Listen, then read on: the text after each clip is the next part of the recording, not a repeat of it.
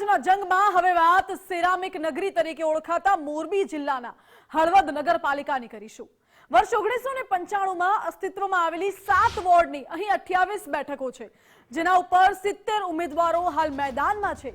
ત્યારે જનતાના આશીર્વાદ આ વખતે કઈ પાર્ટીને વધુ મળી શકે છે તે જાણવાનો પ્રયાસ અમારી ટીમે ગ્રાઉન્ડ પર ઉતરીને કર્યો।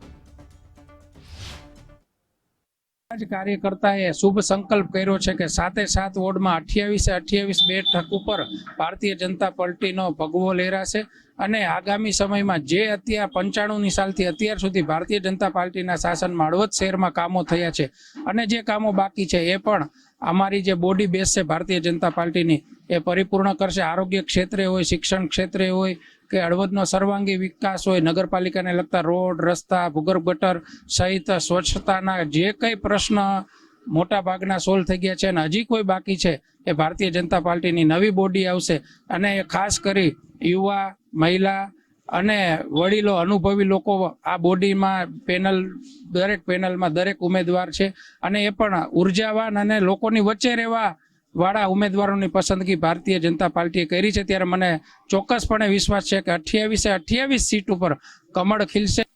જેટલું બને એટલું અમે મહેનત કરશું, કોંગ્રેસની બોડી બનાવવા માટે પ્રયત્ન કરશું અને આ જે અત્યારે આ ભાજપની જે સરકારે આદિ લગીન શાસન કર્યું છે એની અંદર હે ને કોઈ જાતના કંઈ કામ ન કર્યા, જનતાને બેવકૂફ બનાવી છે બરોબર। અને કોંગ્રેસની બોડી બનશે એટલે બધું એક હાથે વાળમાં અમે કામ કરી બતાવશું અને જનતા એનો ખરેખર જવાબ આપશે। હળવદમાં નગરપાલિકાની જે ચૂંટણી આવી છે ત્યારે નહીં પણ અમે સતત લોકોની વચ્ચે રહીએ છીએ અને અમે લોકોના પ્રશ્નોને વાચા આપીએ છીએ। 5-10% કામ બાકી હોય એ અમે સ્વીકારીએ છીએ, પણ મોટા ભાગની કામગીરી અમે અત્યારે તમે જુઓ તો 3 રસ્તેથી સર્કિટ હાઉસ પાસેથી વૈદ્યનાથ મહાદેવ મંદિર સુધીનો નવો રસ્તો અમારા ધારાસભ્યશ્રી અને ચંદુભાઈ શિવરા સાહેબના અથાગ પ્રયત્નથી થયો છે। એક નવા બગીચાનું કામ ચાલુ છે। એવા ઘણા બધા પ્રશ્નો છે। વંદે ભારત ટ્રેનનો પણ સ્ટોપ છે અમારા સાંસદે અને લોકોને લોકલ પ્રશ્ન અમારી સોસાયટી છે, અમે સોસાયટી વિસ્તારમાં પણ અમે સારું એવું કામ કરી છે। ને અત્યારે તમે બીજાની તુલનાએ આજથી 5 વર્ષ અગાઉ હળવદની પોઝિશન શું હતી કે 10 વર્ષ અગાઉ જે કોંગ્રેસની બોડી હતી ત્યારે શું હતું, અત્યારે અમે હળવદમાં બહારની તમે સોસાયટી જો એમાં બધે બહુ સારી રીતે કામકાજ કરીએ છીએ અને ભવિષ્યમાં પણ જે છે એનાથી અમે સારું વિશેષ કરશી એવી અમે લોકોને વિશ્વાસ અપાવીએ। ભાજપે કિન્નાખોરી સિવાય કશું કર્યું નથી।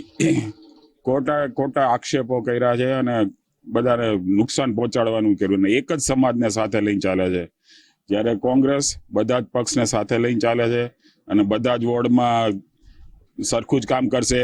કોઈ પણ વોર્ડ પ્રત્યે ઓરમાયું વર્તન નહીં કરે, કિન્નાખોરી નહીં કરે અને દરેકને સાથે રહીને ચાલશે। અત્યારે આ ચૂંટણી છે 2025ની નગરપાલિકાની ચૂંટણી। 95 પહેલાનું હળવદ અને અત્યારના હળવદમાં લાંબો ફેર છે। અત્યારે પ્રજા જાગૃત થઈ છે અને જે એમની અપેક્ષાઓ છે એ 100% પરિપૂર્ણ નથી થવાની હું સ્વીકારું છું, પણ મહત્તમ વધારેમાં વધારે 95થી અત્યાર સુધીમાં જે આપણે કામગીરી ભારતીય જનતા પાર્ટીની નગરપાલિકાની બોડીએ કરી છે એમાં 7 થી 12 5 વર્ષમાં કોંગ્રેસે એમની સત્તા હતી ત્યારે શું કર્યું છે એ મૂલવી અને 12ની અંદર આખી બોડી બિન રિફોર્મને આપેલી।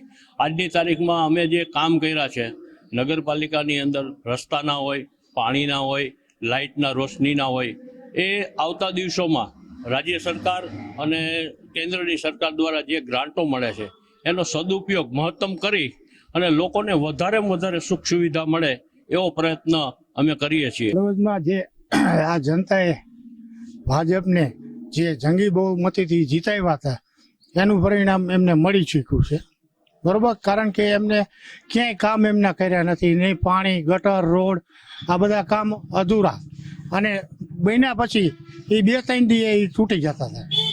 બસ આટલું જ મારું કહેવાનું। પ્રજાને એટલું કહેવાનું કે કોંગ્રેસની બોડીને જંગી બહુમતીથી જીતાવો અને વિકાસના કાર્યો અમે બધા જે અધૂરા છે એ પૂરા કરી આપશું। હળવદ શહેરની અંદર ભારતીય જનતા પાર્ટીની સરકારમાં શરમ થાય એટલી અનેક સમસ્યાઓનો સામનો હળવદ શહેરની જનતા કરી રહી છે। ખાસ કરીને તો એક કહેવત છે કે માણસને જીવવા માટે પાણીની જરૂર પડતી હોય છે, પરંતુ આજે ભારતીય જનતા પાર્ટીની સરકારમાં હળવદ શહેરના તમામ વોર્ડની અંદર આજે પીવાનું પાણી નિયમિત આવતું નથી. આજે ખાસ કરીને જે વિકાસના બનગાવો ફૂંકતી હળવદ શહેરના લોકોને જે મૂર્ખ બનાવવાનું કામ ભારતીય જનતા પાર્ટીની સરકાર કરી રહી છે કે વિકાસના કામો, અરે કયા વિકાસના કામોની આ વાત ભારતીય જનતા પાર્ટીની વાત સરકાર કરી રહી છે. મારે એમના લોકોને કહેવું છે કે આજે જે વોર્ડ નંબર 5 અને 6 માં આજે ભારતીય જનતા પાર્ટીની બોડી હોવા છતાં પણ આજે રસ્તાઓનું કામ થયું નથી. આજે દલવારી સમાજનો વિસ્તાર વોર્ડ નંબર 4 ની અંદર જે ગોરી દરવાજો છે, અહીંયા દુર્ગંધથી ઘણું બધું પાણીઓની વાસ આવે છે, ગટરોના ઢાંકણાઓ ઉભરાઈ રહ્યા છે. કોંગ્રેસને તો માત્ર આક્ષેપ જ કરવાનો છે. છેલ્લા 1995 થી અત્યાર સુધીમાં એકવાર બ્રેક હતો 2007માં, ત્યાર પછી સતત હળવદ નગરપાલિકાની અંદર શાસન ભારતીય જનતા પાર્ટીનું રહ્યું છે અને તમામ 7 વોર્ડની અંદર 100 કરોડના ખર્ચે જો ગટરની સુવિધા કરી હોય તો ભારતીય જનતા પાર્ટીએ કરી છે. લાઇટની સુવિધા દિવાલ ટુ દિવાલ રોડ, હળવદમાં એક પણ રસ્તો એવો નથી જ્યાં સીસી રોડ ન હોય. તમામ લાઇટથી માંડી તમામ કાર્યો હળવદ નગરપાલિકા ભાજપના શાસન દ્વારા કરવામાં આવે છે.